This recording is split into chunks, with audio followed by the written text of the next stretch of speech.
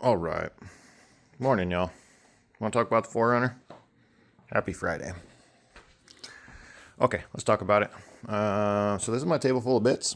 I've been doing miscellaneous assembly pretty much all week, and most of my time has been spent looking for the stupid last little fittings and parts and crap that we need to make all this play nice with each other. So where do we start? I guess we'll start power steering pump. So this is a universal GMLS swap electric power steering pump thingamabob jigger from Amazon. It comes with all the fittings and crap. So I've got the 4.7 pump set up for new lines, and then I went to put the pump on yesterday, and unbeknownst to me, come to find out there's another bracket under here on the block that's not there. It's missing. So I couldn't put the power steering pump on around the lines because I had to order a $40 bracket from eBay. So that's coming. So then we said, okay, pump's ready to go. I can make the lines when I finally hang the pump and get that done. So let's do oil filter relocation. So we got that in. Here's the, where is it? It's in here somewhere. Right there. So I just got to put the plugs in it and Teflon tape everything, and it's all finished tight. And then our lines are going to run. Hey, maybe I should get a light, huh? Yeah, let's do that. Okay. There we go.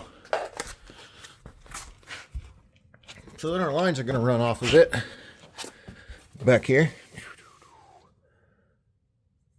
And they're going to run on the oil pump, and I'm going to put some clamps on them, hold that up to the oil pan. And then our oil filter is over here. And the relocation bracket is mounted in right there. And then here's our lines. We just got to trim our lines up and get our lines plumbed today. Oil filter clears, all that stuff's happy. Cool. The lines were too short, so we had to go get longer lines yesterday. It's okay, we got that. So we finished up oil system today. Put the dipstick in. I've got the rest of my P clamps to secure everything. O2 sensors. The exhaust is in it. It's in there. Okay. So last thing I need to do is get all the transmission line fittings and figure out how I'm going to run transmission line. I also have a transmission temp sensor that has to stay in the system for the new ECU. So this guy is what came off of there, and it's going to hit our new Y pipe. So I've got some fittings coming to be able to run off of the transmission. So this is a M14 1.5, M14 1.5, and then the line is M16 1.5. And then I've got on the bottom of the 1KZ radiator, we've got the little 3/8 fittings for the cooler. So I've got fittings coming in, and so what we're going to do is we're going to go M14 barb off of the transmission. Want to see the white pipe? There we go. Okay, so there's our Y pipe. Exhaust is all in. Okay, and then up here in the front is where this fitting goes, right? So I've got to come off of this with M14, go into a 3/8, go into a T with an adapter that I can put the sensor in, and then go out of the T with the sensor and go up to the cooler, and then back from the cooler into the rear fitting. So I've got barb fittings coming for all this, the T, the adapter for the sensor, the lines, all that fun stuff is supposed to be here today. So that's where we're going to go with that. I picked up spark plugs, and I picked up most all the fluids we need, and the serpentine belt so we can get the belt on it when the pump bracket comes in next week. Throw the O2 sensors in, and get those wires bundled up with some P-clamps.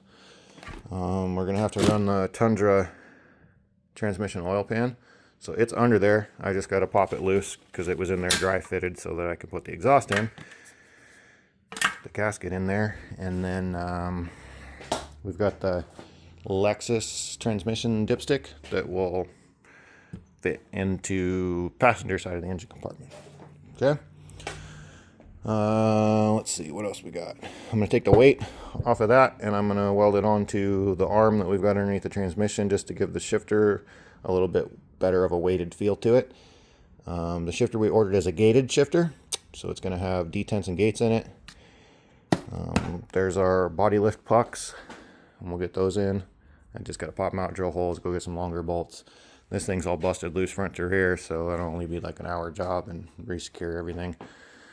Run the soft lines for transmission. What else can we talk about? Stereo stuff's all here except for the speakers. So we've got the head unit here, and I've got all the wiring. I don't have the camera yet, so I got to get the camera coming. And then we've got our AM/FM antenna extender. This is for marine applications, so it works a little bit better than any of the Chinese car stuff. That's going to go up on the dash. Then, so here's our amp kit wiring, speaker wiring, RCAs, all that fun stuff. I have the correct brake switch over there on the floor, so it's all wired underneath the dash. I just need to install the switch and plug it in, and then that'll be done for cruise control. I've got the shifter coming, the button coming, the light, that's all here. Cool. The last air duct to put underneath the dash because I'm pretty much done under there. Plug the stereo in. I've got the marine switch here for the rear. Uppy downy. So that's going to be under here. Uppy downy. Wired in. Connected up there. And then we've got our auxiliary kill switch. It's going to get plugged into the battery so you can kill the battery with the remote.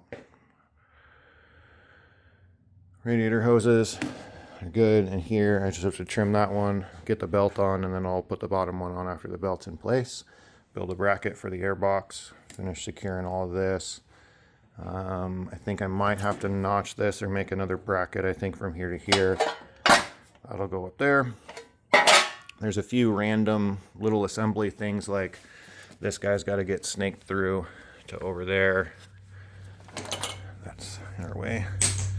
There's one down here with a yellow piece of tape on it. That's got to get put onto that and clamped. And then there's one more.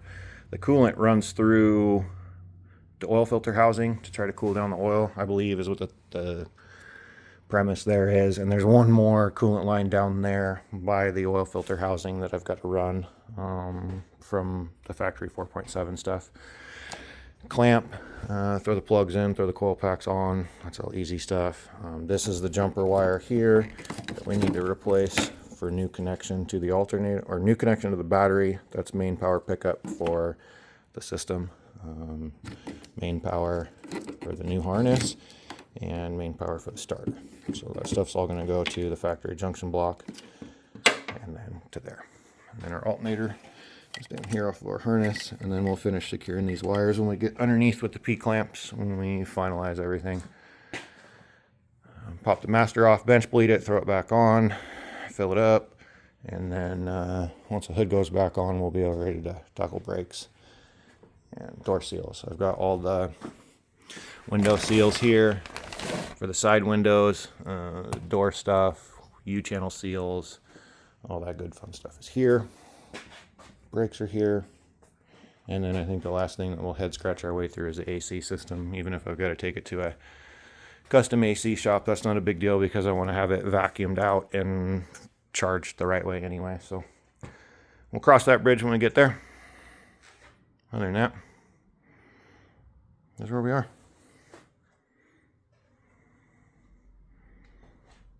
Sound cool, guys? We'll talk to you very soon. Have a great weekend.